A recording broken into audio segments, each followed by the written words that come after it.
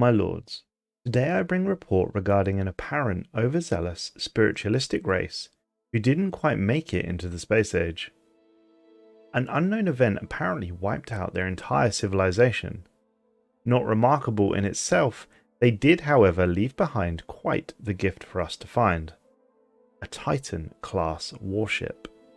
We have dubbed it the Grand Herald.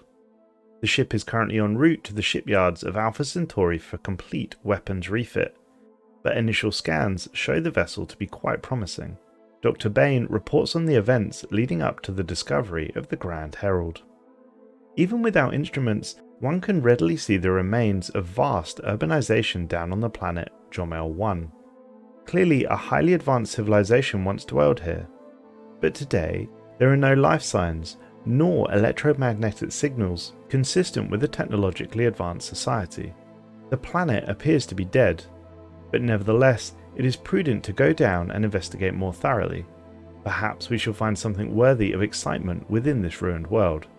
Devastated but fairly advanced architecture hints at a technologically adept humanoid species on the verge of spacefaring capability. Translated documentation and an extensive network of monumental spiritualistic architecture indicates a deeply seated religion or spirituality that consumed, at least outwardly, the entire civilization who once occupied this world. The phrase the Grand Herald is mentioned repeatedly, and appears to be a figure or concept of divine or unquestioned reverence to this society. We believe at this point it to be their deity of sorts. Sifting through the abundance of documentation that we found in the ruins across the planet, it appears that the species loved their written word. One reoccurring concept stands out. It is referred to as the Testament of Omen. The Testament of Omen appears to be a book of religious importance. It holds within it a number of key messages, but the general theme being some portent of impending doom that triggered paranoia and dread across the general population. Due to the metaphorical nature of the scriptural language, it's difficult to ascertain the true nature of this menace, but the effect on the psyche of this indigenous species is indisputable. En masse, they appear to have looked to the heavens for divine intervention. If we are correct in our speculation, it appears that they were answered, but not by a benevolent being from the heavens, by something else, much more menacing. It is pure speculation at this point, but we believe that this civilization was consumed entirely by either the entity that we have designated the Worm, or perhaps more unlikely, an entity from the Shroud. If it was a Shroud entity this civilization made a pact with, we think the Eater of Worlds is the likely culprit, given what happened next. Whoever the specific entity was that this race made a pact with, the entire population on the planet vanished within the next century. Architectural analysis has isolated the buildings that were assembled just before the civilization vanished. The pattern is the same across the entire planet. Haphazard utilitarian constructs intended for heavy industrial work. Unlike the older dwellings, these buildings are unadorned and noticeably pragmatic in their design. Perhaps a culture of iconoclasm took hold. Over the entrance to each of these buildings is the Creed of Servitude, a prayer of service to the Grand Herald and its holy plan. Our working theory is that this is some kind of response to the doom foretold in the Testament of Omen. This complete and aggressive cultural shift further reinforces our theory of a pact with the Shroud entity or the Worm. The general consensus now is that the Worm is the less likely culprit. Due to previous reports, the Worm had quite specific requirements, i.e. buildings such as the Omega alignment. A few more days have passed, and today the surface expedition made an interesting find.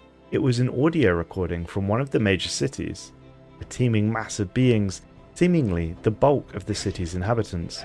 They were crowding into a public square en masse. It appears that they were chanting, their collective voices rising in a crescendo like the sound of a rolling thunderstorm.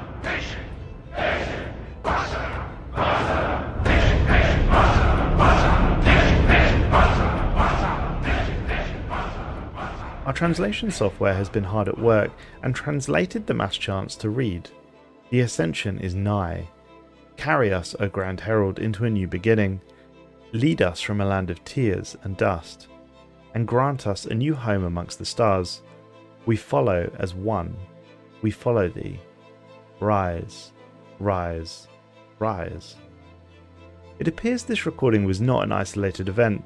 We are finding more and more evidence that this was global, every single inhabitant on the planet chanting together in unison. Such an unusual event warranted further research, and that's when a new insight was gained. A document called The Pilgrimage of the Last Days was uncovered, and it seems to be one of the last links in this mysterious chain of events. The document refers to a specific location on the planet where some final reckoning or ritual will occur. An isolated cavern lost in kilometers of unremarkable desert that was neglected in earlier surveys. The document also speaks of something called the Rite of the Lifted Veil, which we are now attempting to interpret. We have come to the conclusion that the Grand Herald is an unconventional religious figure indeed. In fact, it seems to be a special engineering project of enormous proportions. Under the desert, this race constructed an immensely large automated construction yard. Great cavernous doors hid a highly elaborate cradle network, and docked within this shipyard is what we assume to be its first and only product. A colossal warship, easily as large if not larger than one of our own conventional Titan-class warships. Where ritualistic metaphors and archaeological fact intersect is still not entirely clear, but we know this. Whatever threat the Testament of Omen spoke of must have indeed come to pass, as according to automated logs, the entire population disappeared mysteriously, several decades prior to the Grand Herald project being concluded. Nevertheless, the automated construction yard has continued to work, finalizing a ship without passengers. The mostly intact but empty ship has been slumbering here for millennia, without anyone to pilot it. It was suggested that we take it out for a spin. However, this raises several questions, the obvious being, where did the entire population go? If they all perished in battle, we would have expected to have found evidence showing that. But perhaps more pressing, this civilization was not FTL capable prior to the communion with whatever beast answered their plea for help. Subsequently, they became significantly less ritualistic and managed to acquire this Titan-class warship design somehow. We can only speculate, but perhaps the Eater of Worlds grew tired waiting for the civilization to complete the vessel and war on its behalf, and as such, it ate them instead.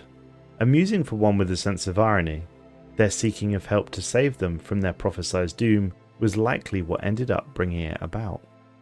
Nevertheless, their curse is our gain. The Grand Herald, as it shall remain named, is on its way to Alpha Centauri, and it will make a fine addition to our fleet. Thanks for watching, folks. If you want to hear another story, please click the video on screen now.